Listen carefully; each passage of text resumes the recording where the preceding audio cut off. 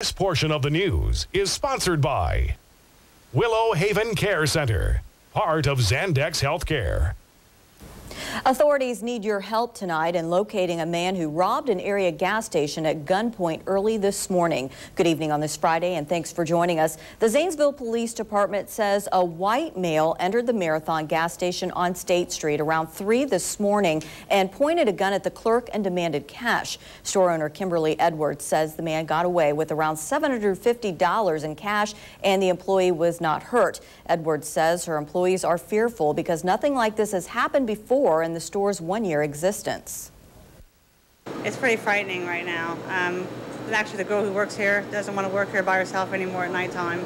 We've been open for a little bit over a year now, and we've never had an incident like this before outside of stealing maybe cigarettes or something like that, but this is the first time anything like that has happened here.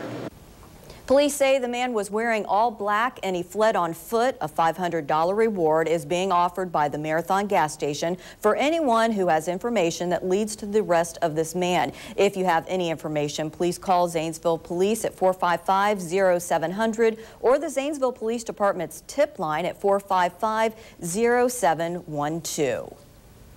With 2 bomb threats in less than a week, the rumors surrounding Cambridge High School are growing in number. Officials want parents to know that none of the rumors have been found to be legitimate.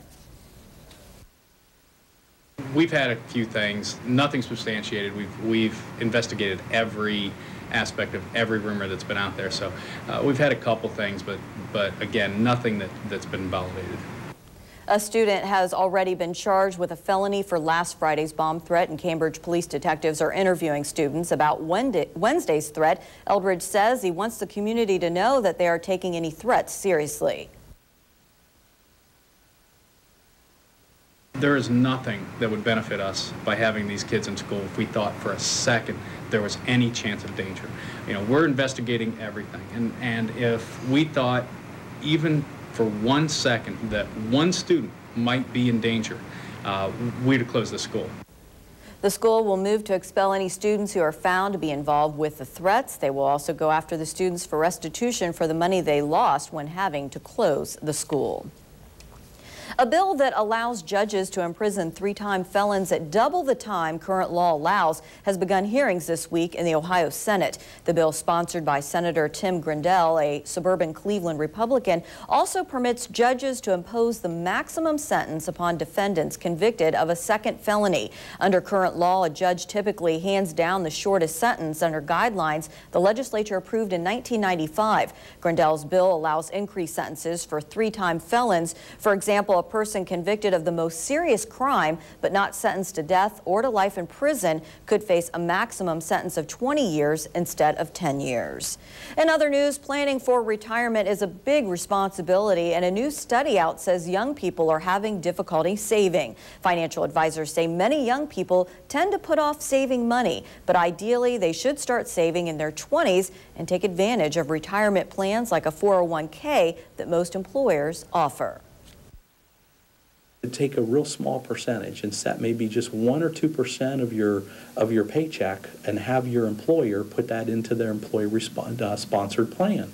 And you may not notice 1 or 2%, and your employee can be, depending on their matching some of those dollars. Spencer says it's never too early to get started, and once you begin saving, it's best to leave the investments alone and don't dip into the account. One of the things that we would recommend to young people is also to leave the try not to withdraw from those funds. Those are pre-tax dollars, so you've not been taxed on those dollars. It can help lower the tax expense today because the taxes on the money is deferred until that's withdrawn years later. Spencer says the longer you save, the longer your money will have time to compound. He also recommends working with your employer and not switching funds around between accounts.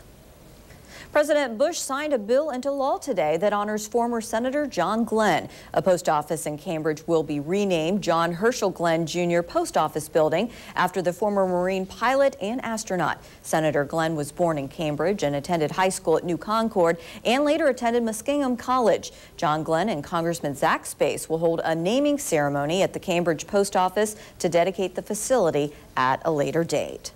Well, with the temperatures dropping, many people are ready to turn on their furnace. Besides making sure furnace filters are clean, there are other precautions to take before firing up the furnace. They're able to, in their furnace vents into a chimney, make sure the chimney's not plugged up. Sometime during the summer, twigs and leaves and everything falls down the chimney. Make sure you change your batteries on your smoke detectors and your carbon monoxide detectors.